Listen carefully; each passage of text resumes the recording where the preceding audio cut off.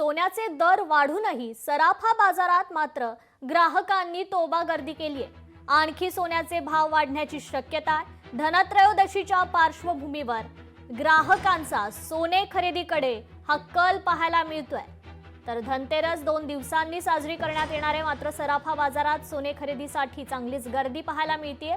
सोने 12,200 रुपये ग्रॅमवर वाढ होऊन देखील खरेदीसाठी बाजारात मात्र ग्राहकांची गर्दी झाल्याचं हे चित्र पाहायला मिळतंय।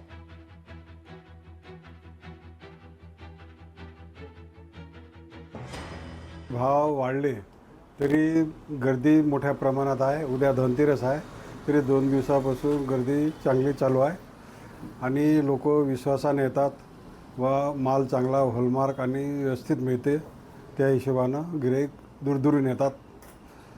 पुन्हा काही दिलासा भेटला तर गिऱ्हाईक मोठ्या प्रमाणात झाली असती। दिवसातून 3 वेळा भाव बदलून राहिले, त्याच्यामुळे गिऱ्हाईक कन्फ्यूज होत आहे, तरी पण गिऱ्हाईक मोठ्या प्रमाणात सोनं खरेदी करतात।